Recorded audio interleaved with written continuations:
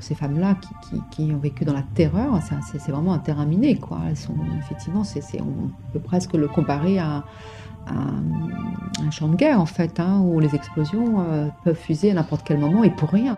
Une stratégie d'emprise qui va faire que les victimes vont être quelque part conditionnées à ne pas réagir, à ne pas aller chercher de l'aide parce que l'agresseur les a persuadées que personne ne les croirait.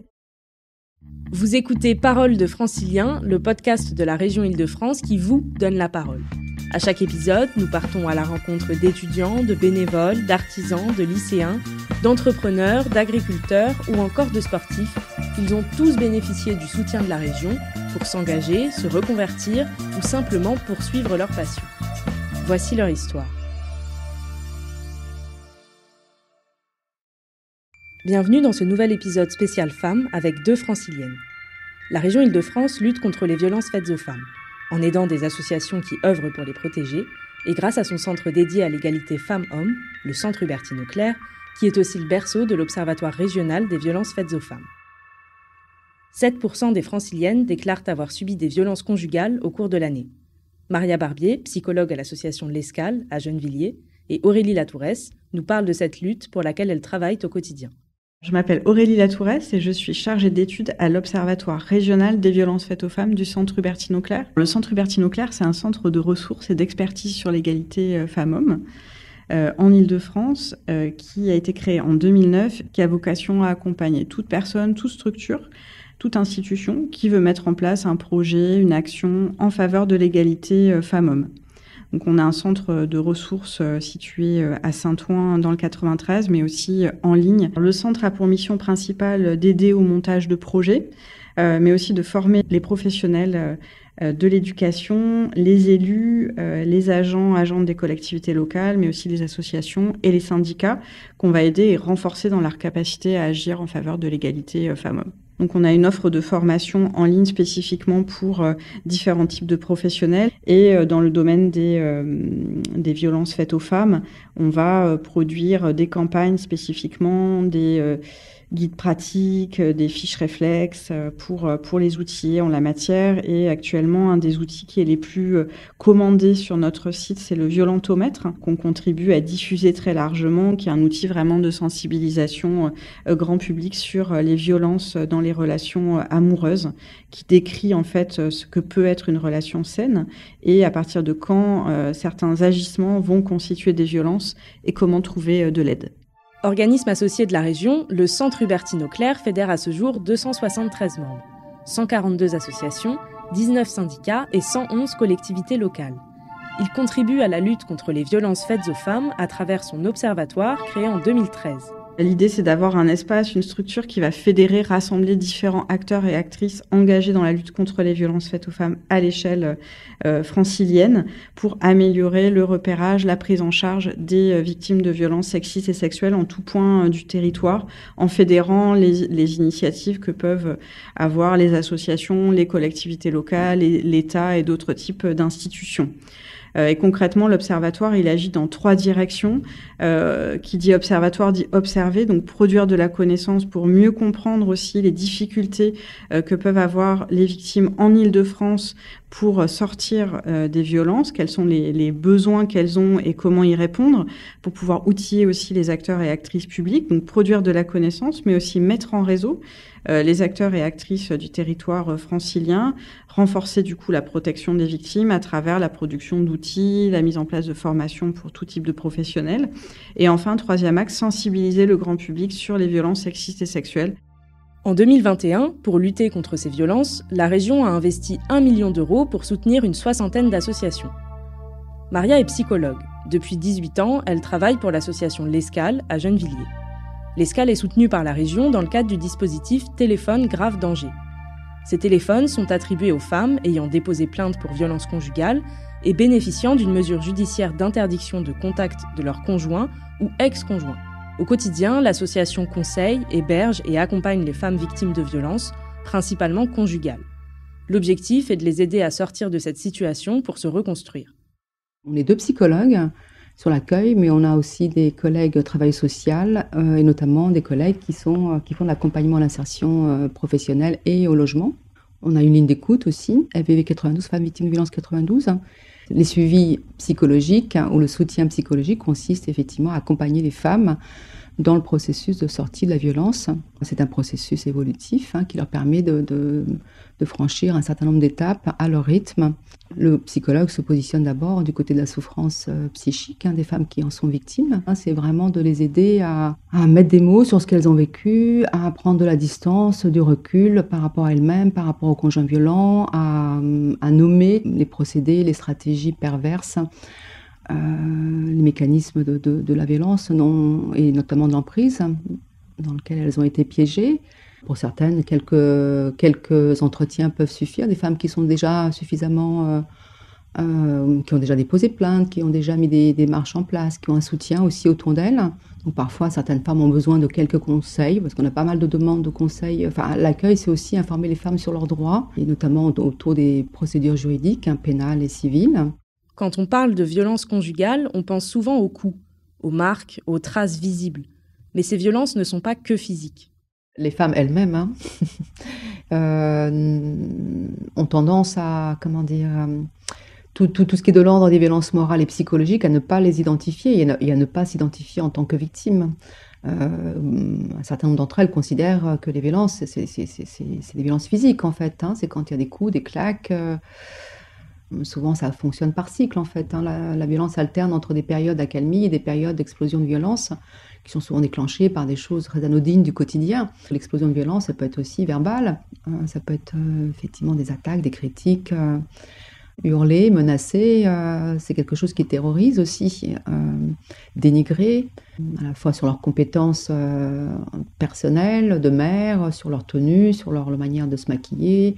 Et à critiquer aussi leur entourage, avec l'idée justement de progressivement les amener à ne plus sortir, à ne plus voir leurs amis, puisque ce sont des amis qui ne sont pas fréquentables pour elles. C'est comme si elle était colonisée. Enfin, faut voir l'emprise et le psychisme des femmes au bout d'un certain temps et de violences répétées. Elles sont dans un état presque en mode survie en fait, dans un état d'hypervigilance permanent.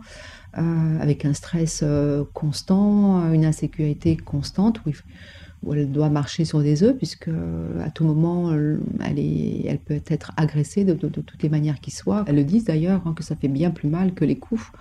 La violence morale et psychologique, les attaques, les micro-violences répétées sur des longues périodes sont beaucoup plus destructrices finalement. Mais il y a aussi toutes les violences économiques et administratives aussi. C'est-à-dire que ce qui est insupportable pour ces hommes-là qui sont dans un rapport de domination et de pouvoir, c'est que leur conjointe soit indépendante. S'il y a une demande de leur part et comment elles arrivent jusqu'à l'association, est-ce qu'elles ont déjà une prise de conscience avant d'arriver ou est-ce qu'elles sont redirigées par... Le plus souvent, ce sont des professionnels. Il y a quelques femmes qui font la démarche seules, mais la plupart du temps, elles sont orientées soit par des services sociaux, des assistantes sociales, des médecins, le commissariat aussi, beaucoup. Et alors, on a des femmes qui n'ont pas de demande vraiment explicite, qui sont surtout dans une grande confusion, une grande détresse psychique, très angoissée, submergée aussi par des sentiments de culpabilité, de honte. La culpabilité. On peut se demander pourquoi, alors qu'elles sont victimes, elles se sentent coupables. Les mécanismes de manipulation, de perversion de l'esprit, d'emprise, d'enfermement créent un sentiment particulier chez les victimes. Leur agresseur les invite à croire qu'elles n'ont que ce qu'elles méritent. Maria nous explique ces mécanismes insidieux. Tout ce qui est de l'ordre, effectivement, de la critique, du rabaissement, de l'humiliation, ce qui leur permet d'asseoir plus facilement leur domination et leur toute puissance, puisque ça les fragilise au plan psychologique. Ce qui est mis à mal, c'est beaucoup leur image d'elles-mêmes, leur féminité, leur estime d'elles-mêmes. Et elles se raccrochent à leur agresseur. C'est-à-dire que progressivement, effectivement, elles n'arrivent plus à penser par elles-mêmes. C'est-à-dire que elles sont attaquées dans leur identité, leur personnalité. Et elles vivent dans une peur, une insécurité permanente. Pour survivre, elles sont obligées de s'adapter aux exigences de leur conjoint. Un silence qui est imposé par l'agresseur avec toutes les menaces qu'on peut imaginer derrière, mais aussi un silence et un repli sur elles-mêmes du fait de leur fragilisation. On ne sait pas que ce sont des femmes fragiles, mais elles sont fragilisées. Ce sont des hommes qui sont souvent dans le déni et qui font porter toute la responsabilité à leur compagne. Donc tout ce qui leur arrive, c'est de leur faute. Et elles finissent petit à petit, à force d'entendre ces propos, elles finissent par intérioriser le fait que ce sont elles qui sont coupables, responsables et qui déclenchent cette violence-là. Ils se posent souvent en victime. Finalement, c'est eux qui subissent dans l'histoire, puisqu'elle n'a pas agi de la bonne manière, elle n'a pas géré de la bonne manière. Et le souci, c'est que souvent, elles finissent par le croire. T'auras beau chercher dans l'horizon, regarder par la longue vue, au loin les réponses à tes questions, éclairer les malentendus. T'auras beau dire que tu es malheureuse, répéter que tu te sens incomprise. T'auras beau dire ma pauvre Vénus, j'étais dans la peau comme la javanaise. Concernant le profil des victimes, il est important de garder en tête que, justement, il n'y a pas de profil type. La particularité, c'est que ces violences, elles peuvent s'exercer tout au long de la vie, qu'elles peuvent concerner toutes les femmes, quel que soit leur milieu social, quel que soit leur milieu professionnel, quel que soit leur âge. En Île-de-France, une grande enquête qu'on a réalisée en partenariat avec l'Institut national d'études démographiques, une grande enquête de victimation, a mis en évidence que 7% des franciliennes ont déclaré avoir déjà subi des violences conjugales au cours de l'année. Souvent, on a tendance à considérer avoir une représentation des victimes comme des femmes fragiles, influençables. En général, non, c'est tout le contraire. Ce sont des femmes fortes, bien au contraire. Et justement, le travail qu'on fait, c'est aussi de les renarcissiser et de les reconnecter à ce qu'elles sont vraiment, à leurs ressources qu'elles ont perdues, qui ont été détruites, mises en péril, etc. Ce sont des femmes, au contraire, des femmes très battantes, combatives. Et à la limite, ce qui peut pécher chez mes victimes, ce qui peut constituer une fragilité sans qu'elles en aient conscience, c'est leur hyper, justement, altruisme, leur hyper empathie, leur combativité, leur générosité. C'est toutes ces ressources-là dont vont se nourrir les agresseurs, en fait. Et qu'on sait bien aujourd'hui que la violence au sein du couple touche toutes les cultures, les milieux sociaux, économiques, et tous les âges, même si statistiquement, je pense que ça touche peut-être plus une population relativement jeune. On voit aujourd'hui des jeunes au collège, au lycée, qui ne savent pas poser de limites. Je te demande pardon pour le cœur et ses raisons. Nos larmes en déluge ont noyé nos cœurs éponges. De mensonge en mensonge, dans le manège du naufrage, on lit sur nos visages qu'on cherche encore un refuge. Pour s'aimer sous l'orage, mon ange, pour s'aimer dans la rage, mon ange, pour oublier les vertiges, mon ange, pour oublier les messages qui blessent, pour effacer les images qui restent, pour apaiser nos âmes qui s'assèchent, pour replanter dans nos deux cœurs la flèche, pour ne jamais sortir du sortilège. Tous nos faux pas et nos travers, faudrait qu'on apprenne à passer à travers, à passer à travers. Certaines femmes, parfois très jeunes, pensent que ce qu'elles vivent est normal, que c'est ça, une relation amoureuse. Mais finalement, c'est quoi l'amour ? Si elle ne veut pas être éloignée de lui, si elle s'y sent attachée, s'il est jaloux, alors ce doit être ça. Pour que ces violences ne se perpétuent pas sur la jeune génération, il faut la sensibiliser. Les rapports amoureux, les rapports affectifs, même dans l'amitié, une des premières choses, c'est le respect de l'autre, c'est l'altérité. S'il n'y a pas d'altérité, s'il n'y a pas de respect de l'autre, il ne peut pas y avoir de relation amoureuse. Mais comme ils ont souvent des discours, justement, c'est parce que je t'aime trop, c'est de l'amour, c'est parce que je suis jaloux, et que certaines jeunes femmes ou des femmes peuvent prendre ça pour de la jalousie et de l'amour, alors que ça n'a rien à voir avec le sentiment amoureux, c'est pas ça du tout. Le Centre Hubertine Auclair et l'Observatoire en particulier des violences faites aux femmes, dès le démarrage, s'est dit que pour agir en faveur de l'égalité, pour lutter contre les violences sexistes et sexuelles, il fallait agir dès le plus jeune âge. Donc on a mis en place chaque année ou tous les 2 ans en tout cas des campagnes de prévention à destination des collégiens, collégiennes, lycéens, lycéennes sur différentes thématiques, les violences dans les relations amoureuses avec la campagne Tu m'aimes, tu me respectes, mais aussi sur la prévention des violences sexuelles avec la campagne Plus jamais sans mon accord, et plus récemment sur l'inceste pour aborder la question des violences sexuelles aussi dans le cadre de la famille. Dans chacune de ces campagnes, l'idée c'est de pouvoir tout d'abord nommer les violences, pouvoir nommer l'inceste, nommer les violences sexuelles, les viols, les cyberviolences. Les cyberviolences, justement, sont de plus en plus courantes et représentent une nouvelle méthode d'emprise.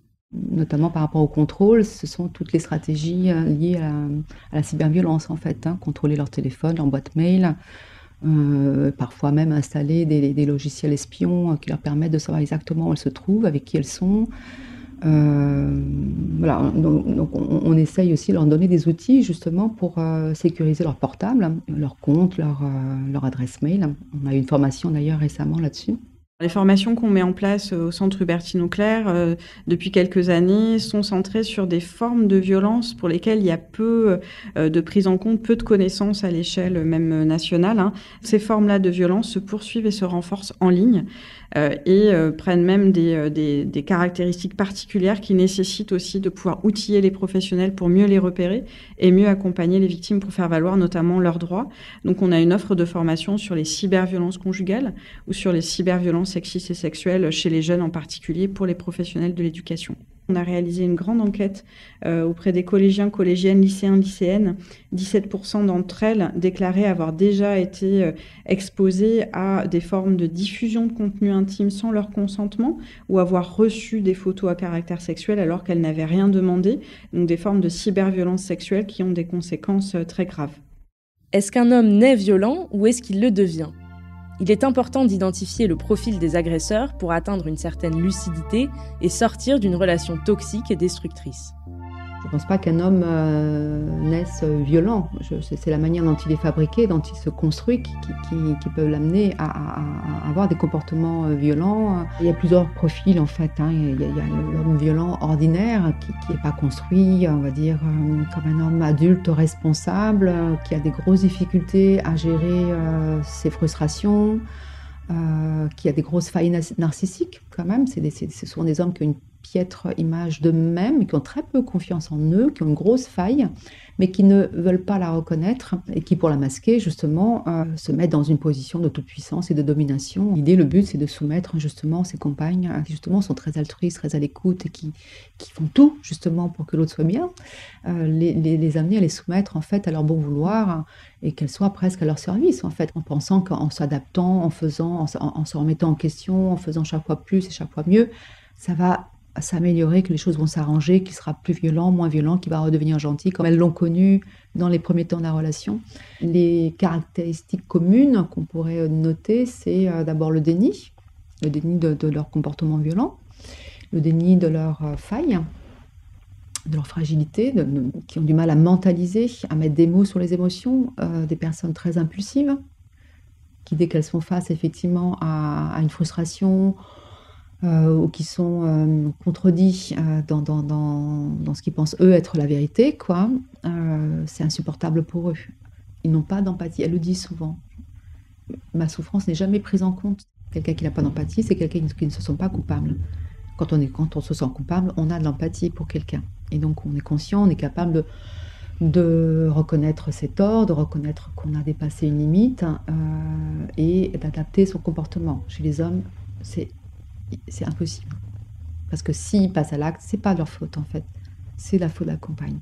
Lorsqu'une femme atteint un certain seuil, qu'elle réalise qu'elle est en danger et que ce qu'elle subit constitue un délit, elle se rend au commissariat. L'une des clés pour qu'elle puisse se reconstruire est l'accueil et l'écoute qu'elle va recevoir. Les policiers sensibilisés sont assez réactifs et on peut avoir des réponses assez rapides. Et puis dans d'autres cas où c'est l'inverse, en fait, où les femmes ne sont pas bien accueillies, ne sont pas vraiment entendues, ne sont parfois même discréditées. Ça fait partie des choses aussi qu'on essaie de travailler avec les femmes, de reprendre ça avec elles, parce que c'est une double violence pour elles, quoi. C'est-à-dire que c'est déjà une démarche qui est très compliquée de franchir la porte du commissariat, mais si on a affaire à quelqu'un qui n'est pas vraiment à l'écoute, qui ne reconnaît pas et qui Et puis il faut savoir que quand les femmes font cette démarche, elles arrivent dans un état où elles sont complètement perdues, vidées, traumatisées, angoissées, donc elles n'ont pas toujours un discours très clair, elles oublient parfois de dire des choses même importantes et même les plus graves, parce qu'elles ont vécu beaucoup dans le silence quand même, dans la peur, dans la honte, dans la culpabilité, et c'est parfois difficile à trouver les mots, et si elles tombent sur un policier qui n'est pas vraiment à l'écoute, pas suffisamment disponible, ou qui n'a pas la bonne posture, ça peut être très compliqué, effectivement. Face à quelqu'un qui manie bien le verbe, qui est à distance des émotions et qui arrive à trouver des stratégies pour discréditer l'autre. Si les policiers n'ont pas un minimum de recul, parfois ils peuvent se laisser piéger aussi. Ils peuvent tomber dans cette manipulation et du coup mettre en doute la parole de la victime. On a été à l'origine en fait d'un projet régional de formation des forces de sécurité, donc policiers, policières, à la fois au niveau national, mais aussi policiers, policières municipales et gendarmes, les aider à mieux recueillir la parole des victimes de violences sexistes et sexuelles. Donc ça passe par des formations qui sont réalisées sur site, notamment prendre en compte les effets des violences sur les victimes. Les recherches ont montré l'importance du psychotrauma pour les victimes de violences sexistes et sexuelles, qui expliquent notamment que lorsqu'elles vont arriver pour déposer plainte, elles vont pas forcément réussir à articuler complètement les violences qu'elles ont subies, à pouvoir retracer chronologiquement de façon très rationnelle ce à quoi elles ont été confrontées. Et souvent, les professionnels qui sont pas formés vont considérer que tous ces éléments-là vont décrédibiliser sa parole en se disant c'est pas vraiment arrivé, sinon elle réagirait différemment. Donc l'idée de ces formations, c'est de pouvoir bien définir avec les professionnels ce que sont les violences sexistes et sexuelles, les conséquences que ça peut avoir sur les victimes et les outiller pour avoir les bons réflexes. Mais alors, comment peut-on améliorer les choses ? Évolution de la loi, reconnaissance des victimes, sensibilisation des plus jeunes. Le chemin est encore long, mais Maria et Aurélie nous expliquent que ce n'est pas une fatalité. Les évolutions positives, ce serait plutôt du côté de la loi, du côté sociétal aussi, on en parle plus, c'est beaucoup plus médiatisé, donc les femmes libèrent la parole peut-être plus facilement qu'elles ne le faisaient à une époque, sortent du silence parce qu'on en parle davantage et qu'on nomme ça comme étant quelque chose de grave et d'interdit avec des conséquences graves. C'est important aussi de considérer que ces violences ne sont pas une fatalité, qu'il est possible aussi d'être accompagné pour en sortir, pour se protéger, pour se reconstruire, aussi bien pour les victimes directes que donc pour les enfants co-victimes, et qu'il y a de nombreuses ressources d'aide qui existent en Île-de-France, de nombreuses associations qu'on peut retrouver sur une cartographie qu'on a réalisée, une cartographie accessible en ligne sur le site orientation-violence-au-pluriel.hubertine.fr, sur lequel sont recensés plus de 500 dispositifs associatifs accessibles en Île-de-France en fonction des besoins, qu'on cherche un groupe de parole, un appui juridique, psychologique, une aide pour la recherche d'emploi suite aux violences subies. Il existe aussi des numéros d'écoute comme le 3919, ouvert aujourd'hui 24 heures sur 24 et 7 jours sur 7, ou le chat de l'association En Avant Toutes pour les jeunes femmes victimes de violences, accessible sur le site commentonseme.fr. Et on recommande également le chat police, mis en place depuis quelques années par le ministère de l'Intérieur, qui permet pour les victimes de violences sexistes et sexuelles de pouvoir être conseillées avant une démarche de dépôt de plainte. Chat qui est accessible sur le site arrêtonslesviolences.gouv.fr. C'était Paroles de Francilien, un podcast réalisé par la région Île-de-France. Merci à Maria et Aurélie pour leurs témoignages et leurs actions au quotidien pour cette cause. N'hésitez pas à liker, à commenter et à partager. Vous pouvez consulter la description de l'épisode qui contient les liens de tous les outils cités à destination des victimes. Et pour plus d'informations sur l'action régionale pour la lutte contre les violences faites aux femmes, rendez-vous sur île-de-france.fr. À très vite pour de nouvelles Paroles de Francilien.